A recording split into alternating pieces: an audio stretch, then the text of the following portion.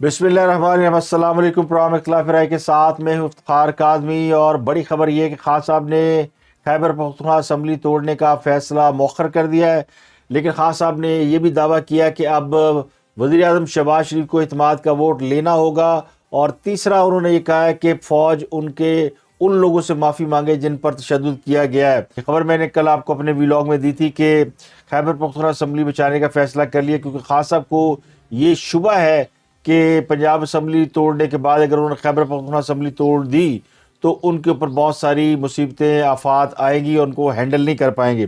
لیکن اہم خبر یہ کہ پنجاب اسمبلی ٹوٹ چکی ہے، اور پنجاب میں عملاً پی ٹی آئی کا جو ہے راج ختم ہو گیا ہے، اور چودھری پرویز الہی کی حکومت ختم ہو چکی ہے۔ لیکن پرویز الہی نگران وزیر اعلیٰ ہے، جب تک کوئی نیا نگران وزیر اعلیٰ نہیں آتا اس وقت تک صوبے کا جو انتظام اور انصرام ہے وہ پرویز الہی صاحب کے پاس ہی رہے گا۔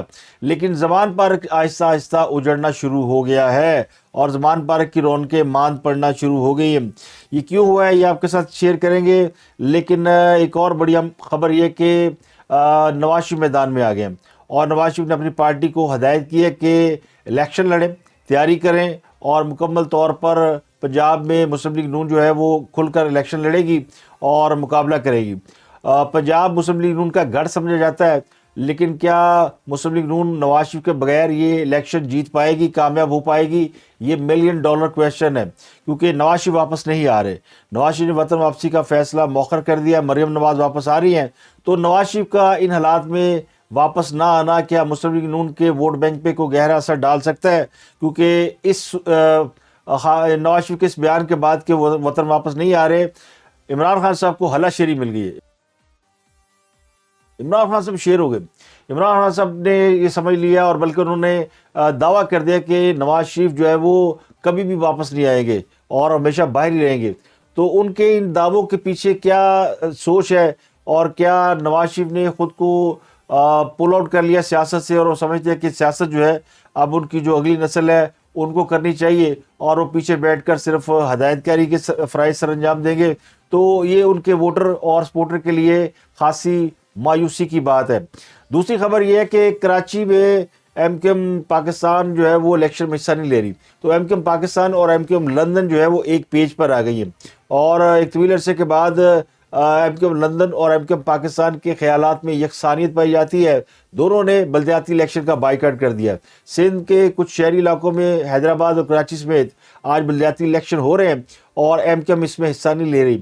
اس سے پہلے بھی ماضی میں ایم کیو ایم نے ایک بار لوکل باڈی الیکشن کا بائیکاٹ کیا تھا جب جنرل مشرف کا اقتدار تھا، اور اس وقت ایم کیو ایم بائیکاٹ کرنے کے بعد الیکشن سے باہر ہو گئی، اور جماعت اسلامی کے نعمت اللہ کراچی کے ناظم بن گئے، اور اس فیصلے کو پھر ایم کیو ایم اپنا بہت بڑا غلط فیصلہ قرار دیتی رہی، غلطی قرار دیتی رہی، اور اس پر پچھتاتی رہی کہ انہوں نے کیوں الیکشن کا بائیکاٹ کیا۔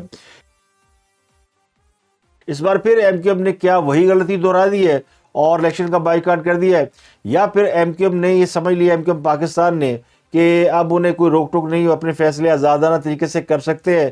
تو الیکشن کا بائیکاٹ دراصل ایم کیو ایم لندن کے ساتھ اظہار یکجہتی ہے۔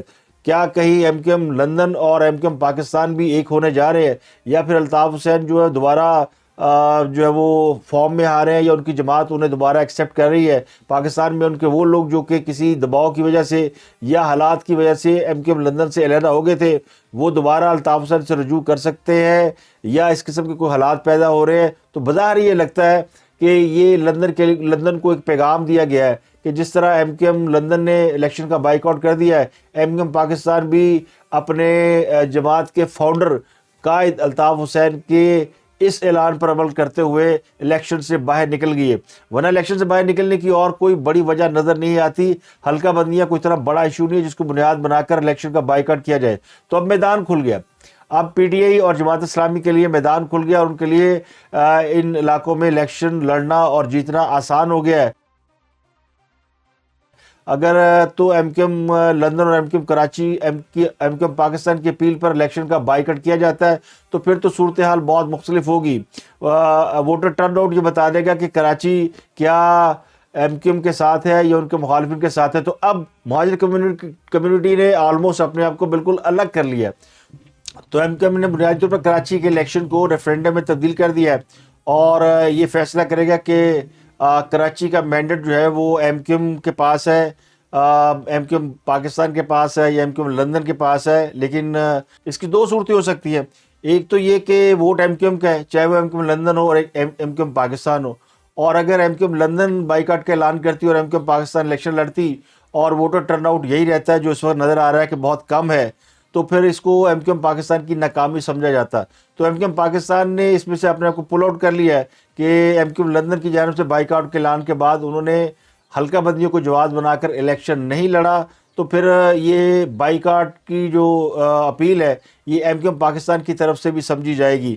تو یہ ایک بہت ہی باریک قسم کا پولیٹیکل کارڈ کھیلا گیا ہے جو کہ آنے والے وقت میں سمجھ میں آئے گا. لیکن یہ افسوسناک بات ہے کہ کراچی کا مینڈیٹ جن لوگوں کے پاس ہے سمجھا جاتا ہے، اگر وہ الیکشن کا بائیکاٹ کر دیں گے تو پھر کراچی کا مینڈیٹ ان ہاتھوں میں چلا جائے گا جو حقیقی طور پر کراچی کے مینڈیٹ کے حقدار نہیں ہیں.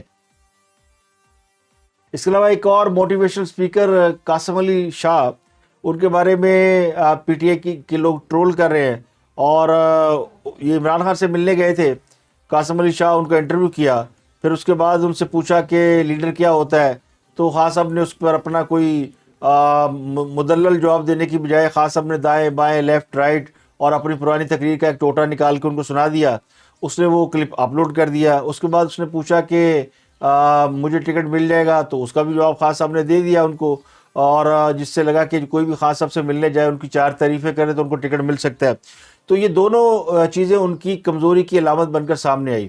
اس کے بعد یہ موٹیویشنل اسپیکر قاسم علی شاہ یہ پرویز الہی سے ملے، ان کا انٹرویو کیا، پھر یہ شہباز شریف سے ملے، ان کا انٹرویو کیا. تو ایک تو بیک ٹو بیک 3 بڑے سیاسی لیڈروں سے ان کا انٹرویو ہو جانا، جو کہ پاکستان کے بڑے سے بڑے اینکر بھی یہ کام نہیں کر پاتے کہ کسی بھی یعنی سیاسی جماعتوں کے 2-3 لیڈروں سے بیک ٹو بیک انٹرویو کر جائیں، اور وہ بھی 2-3 روز کے اندر ہی. تو یہ اچانک کیا ہوا کہ ان کو اتنی ایکسیس مل گئی اور پھر ان سے گفتگو بھی کرائی گئی. پھر ان کا تینوں لیڈروں سے ملنے کے بعد انہوں نے ایک ٹیلی ویژن چینل کو، آبویسلی وہ ایک سیلیبریٹی پہلے ہی تھے، اور سیلیبریٹی تو نہیں تھے لیکن وہ ایک موٹیویشن اسپیکر کے طور پر جانے جاتے تھے، لیکن 3 بڑے سیاستدانوں کا انٹرویو کرنے کے بعد وہ ایک دم لائم لائٹ میں آ گئے.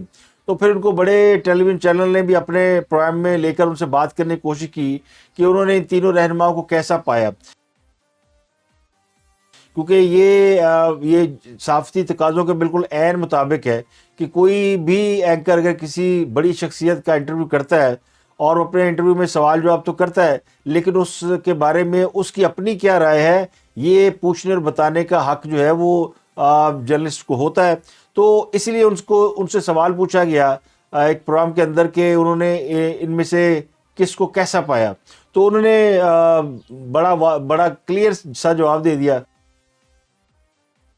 اچھا شاہ جی ہم یہ دیکھ رہے ہیں آپ وزیر اعظم صاحب کے پاس بیٹھے ہوئے ہیں، یہ فوٹیج ہے ہمارے پاس، پرویز الہی صاحب کے ساتھ بھی بیٹھے ہوئے ہیں آپ. وزیر اعظم نے آپ نے جو ان کو عرض ڈالی اس کے جواب میں کیا کہا؟ وزیر اعظم شہباز شریف کیا لگا ان سے مل کے آپ کو کہ وہ کیا یہ عزم رکھتے ہیں کہ سب یکجا ہوں؟ دیکھیں اصل میں جو میں نے فلیکسیبلٹی دیکھی ہے وہ میاں شہباز شریف صاحب نے زیادہ دیکھی ہے، اور جو میں نے ایک متانت اور گہرائی دیکھی ہے وہ میں نے پرویز الہی صاحب میں زیادہ دیکھی ہے. اور خان صاحب میں جہاں بہت سی خوبیاں بھی ہیں لیکن میں نے ریجڈیٹی دیکھی ہے، وہ بہت زیادہ فکس ہیں. اور وہ میرا خیال ہے کہ وہ فیصلے جو قیامت کے روز ہونے ہیں، میرا خیال ہے کہ خان صاحب فکس کر چکے ہیں کہ سارے فیصلے ہم نے دنیا میں ہی کر دینے ہیں، اور حساب کتاب وہ یوم حساب پہ نہیں ہوگا، وہ اسی دنیا میں ہمیں کر دینا چاہیے. اب الٹیمیٹ دیکھیں نیریٹو اور کمیونیکیشن اور سٹینس تو خان صاحب کا بڑا مضبوط ہے، اور فالوئنگ بھی خان صاحب کی بہت زیادہ ہے. لیکن اس وقت دیکھنا پڑے گا کہ دیکھیں اگر گھر کو آگ لگی ہے اور بڑے لڑ رہے ہیں تو سب سے پہلے میرا لڑائی چھوڑ کی آگ کو بجھانا چاہیے. اس ساری سٹریس کا سب سے زیادہ فائدہ ہمارے دشمن کو ہو رہا ہے. اور میں تو دیکھیں ساتھ یہ بھی بات کرنے لگ پڑا ہوں کہ کوئی بھی جماعت، کوئی بھی لیڈر اگر ہمارے اداروں کو کرٹیسائز کر رہے ہیں تو غلط کر رہے ہیں، وہ دشمن ہے. پاکستان کا میرا ایک اندازہ کوئی ایسا قبرستان نہیں جہاں پر کوئی شہید دفن نہ ہو. پاکستان کے تو یہ جو 70,000 دہشت گردی کے شہید ہیں، ہم تو سر ان کا دینا نہیں دے سکتے. وہ لاکھوں جانیں جو دے کے پاکستان. اچھا شاہ جی لاسٹ کویسچن ہے. آپ کا ایک کنسپٹ پیپر میری نظر سے گزرا، قومی سیاسی بیانیہ، یہ کیا ہے؟ اس کو انیشیٹ کس نے کیا ہے؟ 30 سیکنڈ ہمارے پاس، شارپ کمنٹ. میں بڑا سادہ سا بتا رہا ہوں سر، میں منڈے سے ہر ضلع میں جا رہا ہوں اور یوتھ کے ساتھ اور ساری جو ہماری 12 کروڑ یوتھ ہے اس کے ساتھ بات چیت کرنے لگا ہوں، یونیورسٹیوں میں جا کے، کالجوں میں جا کے، اداروں میں جا کے، اور یہ بات کرنے لگا ہوں خدا کے لیے لیڈر کی ڈیفینیشن تو سمجھ لیں، اتنی جلدی سے فیصلے نہ کریں، ریشنلٹی بلڈ کریں، خود کو قابل بنائیں. ہمارا سب سے بڑا پوٹینشیل جو ہے وہ 12 کروڑ یوتھ ہے. اس یوتھ کو اگر ڈائریکشن نہ ملی سر، پاکستان کا مستقبل جو ہے وہ پھر ڈارک مستقبل ہے. جی ٹھیک، بہت شکریہ قاسم علی شاہ صاحب، آپ کے وقت کا پروگرام ختم ہو گیا. ارشاد صاحب آپ کا شکریہ. انہوں نے کہا کہ جو شہباز شریف ہیں وہ ذرا ہمبل ہیں اور وہ بڑے فلیکسیبل ہیں، جبکہ جو جن میں گہرائی ہے اور وہ سنجیدگی ہے وہ پرویز الہی ہیں، وہ گہرے آدمی ہیں. جبکہ عمران خان صاحب کے بارے میں انہوں نے کہہ دیا کہ وہ تمام فیصلے دنیا میں ہی کرنا چاہتے ہیں. وہ سمجھتے ہیں کہ آخرت میں کوئی حساب کتاب نہیں ہونا، جو حساب کتاب ہونا وہ دنیا میں کر کے جائیں گے. اور پھر انہوں نے یہ بھی بتایا کہ وہ چونکہ انہوں نے کوئی اپنا ایک پلان بنایا ہے جس کے مطابق وہ اب پاکستان کے ہر یونیورسٹی کالج میں جائیں گے اور وہاں جا کر لوگوں کو بتائیں گے کہ لیڈر کیا ہوتا ہے. اب یہ ان کو 3 بڑے سیاستدانوں سے ملاقات کے بعد خیال آیا یا پہلے سے ان کو کوئی پلان تھا یہ مجھے نہیں پتا، لیکن ان کے اس بیان کے بعد کہ وہ قوم کو بتائیں گے کہ لیڈر کیا ہوتا ہے، ان کی بہت چھترول ہو رہی ہے. اور ان کی چھترول کرنے والے پی ٹی آئی کے جو ہے وہ ٹرولرز ہیں. جب وہ عمران خان سے مل کر آئے تھے تو ان کی بڑی جائزہ ہوئی، بڑی واہ واہ ہوئی، لوگوں نے کہا واہ واہ دیکھیں ایسا ہوتا ہے لیڈر، جس نے ایک ایسے شخص کو جس نے کہا جناب میں تو ایک عام سا ٹیچر ہوں، کیا مجھے ٹکٹ مل سکتا ہے؟ تو انہوں نے کہا ہاں ہمیں ایسے لوگ چاہیے. تو لیڈر کی بڑی تعریف ہوئی عمران خان صاحب کی کہ عمران خان صاحب نے قاسم علی شاہ کو ٹکٹ دے دیا.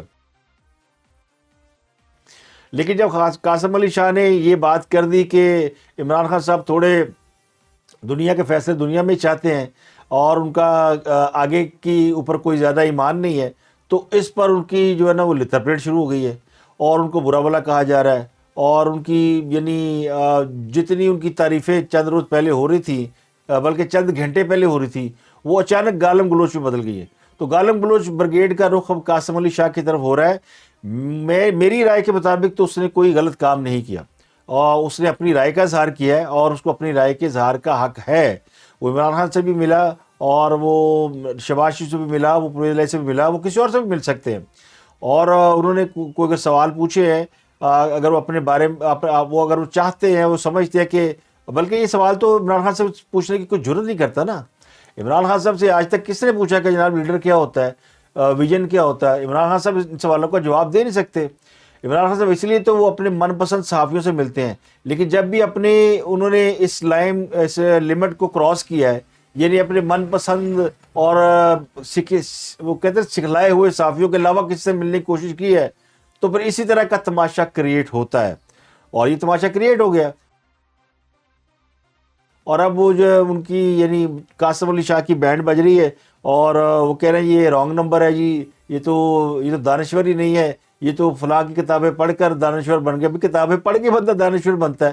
کتابیں پڑھے بغیر دانشور کون بنتا ہے؟ کتابیں پڑھے بغیر جو دانش ہوتے ہیں وہ دانشور نہیں ہوتے، وہ تو ولی ہوتے ہیں. ان کو تو سمجھے کہ وہ اللہ لوگ ہوتے ہیں، ان کو تو من جانب اللہ ہوتا ہے، ان کو ضرورت نہیں ہوتی. لیکن یہ جو عقل، شعور، دانش ہے، اس کے لیے بہت ساری دنیا کے اندر بھی اس کے حصول کے طریقے ہیں، جن میں تعلیم ایک بہت بڑا طریقہ ہے. اور اگر کوئی کتابیں پڑھ کے دانشور بن گیا ہے یا کوٹ کرتا ہے کسی چیز کو تو اس میں غلط بات کوئی نہیں ہے. اب خان صاحب کو بھی کسی نے اگر کوئی 10-12 سال تقریروں کی ٹریننگ دے دی ہے اور وہ بے تکان بول سکتے ہیں تو اس میں ان کو کوئی غلط نہیں کہتا، وہ ان کا وہ اپنا فورٹے ہے.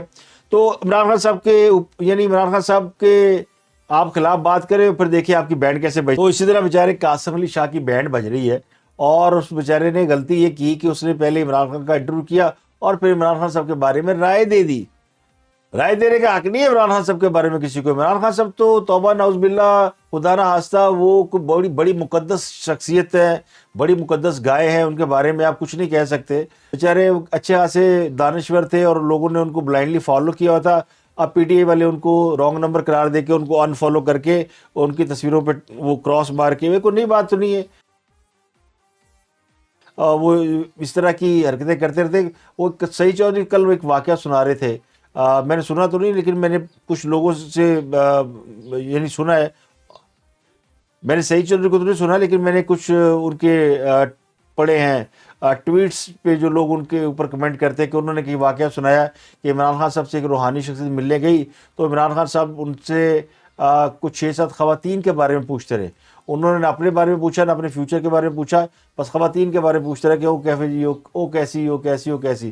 اب پتہ نہیں وہ اپنے لیے کوئی نیا رشتہ تلاش کر رہے ہیں یا ان کو ان کی تصویروں پہ وہ کراس مار کے, کوئی نئی بات تو نہیں ہے, وہ اس طرح کی حرکتیں کرتے رہتے. وہ سعید چودھری کل وہ ایک واقعہ سنا رہے تھے کہ عمران خان صاحب سے ایک روحانی شخصیت ملنے گئی تو عمران خان صاحب ان سے کچھ 6-7 خواتین کے بارے میں پوچھتے رہے. انہوں نے نہ اپنے بارے میں پوچھا نہ اپنے فیوچر کے بارے میں پوچھا, بس خواتین کے بارے میں پوچھتے رہے کہ وہ کیسی وہ کیسی وہ کیسی. اب پتہ نہیں وہ اپنے لیے کوئی نیا رشتہ تلاش کر رہے ہیں یا ان کو کسی کے اوپر ڈاؤٹ ہے کہ وہ کیسا ہے. یہ مجھے نہیں پتا کہ انہوں نے اپنی اہلیہ کے بارے میں بھی ان پیر صاحب سے پوچھا کہ نہیں پوچھا, لیکن یہ واقعہ کچھ ایسا ہی ہے.